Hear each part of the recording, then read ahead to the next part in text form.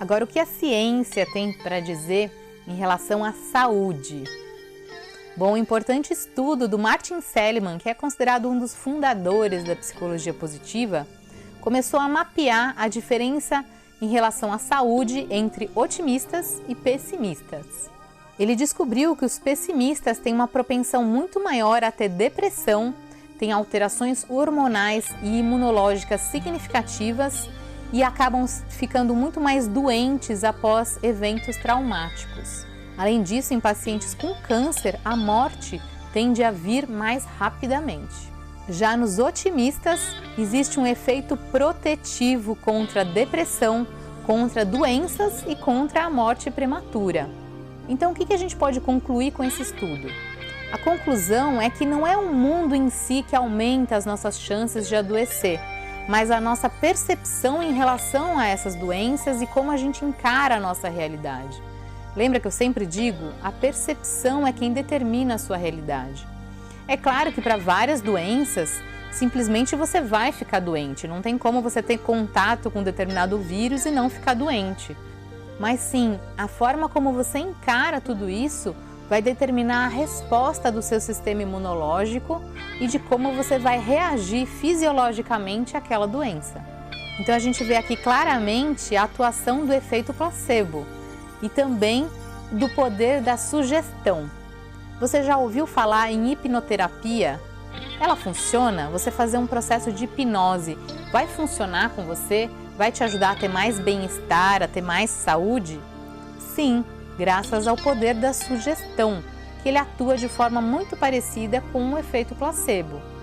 Você recebe a sugestão do hipnoterapeuta, incorpora isso e se aquilo estiver alinhado com seus valores, com o que você acredita, sim, vai ter um efeito real. Eu, inclusive, já fiz sessões de hipnose, já passei por sessões de hipnose e realmente eu posso alegar que tem um resultado efetivo. Agora, sabe o que mais afeta diretamente a sua saúde? Os seus vínculos sociais, ou mais precisamente, a falta deles. Tem um estudo que mostra que quando a gente tem falta de vínculos sociais, quando a gente está mais isolado, num momento de solidão, a gente tem 2 a 4 vezes mais chance de morrer nos 10 anos posteriores. Além disso, a falta de vínculos sociais é um fator de risco para a depressão e para o câncer. Então, como é que você pode atuar hoje mesmo para ter mais saúde e mais bem-estar? O primeiro passo é evitar os pensamentos tóxicos, aqueles de falta de esperança, de hostilidade, cinismo, não expressar os seus sentimentos, ter um sentimento de perda do controle. E para você fazer isso, você precisa treinar a sua mente. Da mesma forma que a gente vai na academia ou realiza atividades físicas para treinar o nosso corpo e ter um corpo mais saudável, a gente também realiza um treino mental para ter mais saúde mental.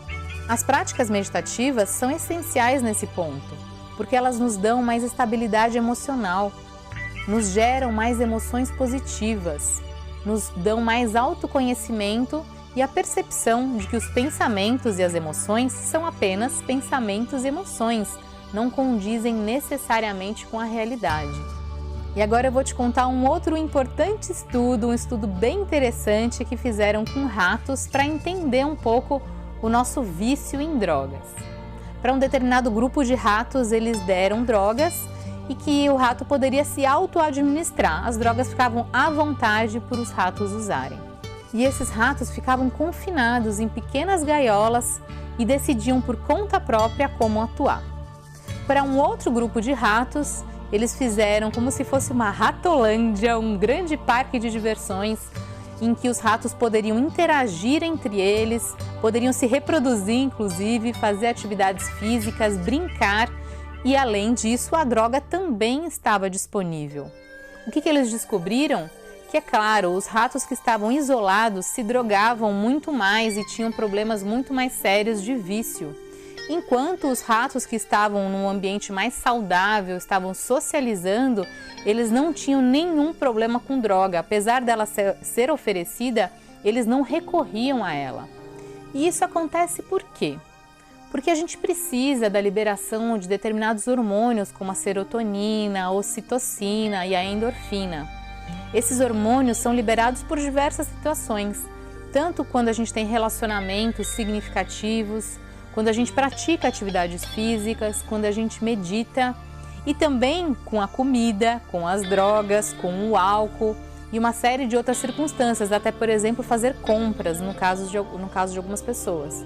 Então, quando nós não temos essas outras áreas da nossa vida atendidas, a gente acaba recorrendo à comida e a alguns outros subterfúgios para conseguir atender essas necessidades.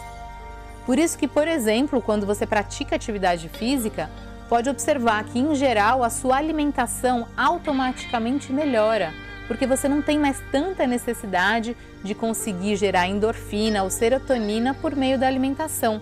Você acaba já sendo suprido de outras formas.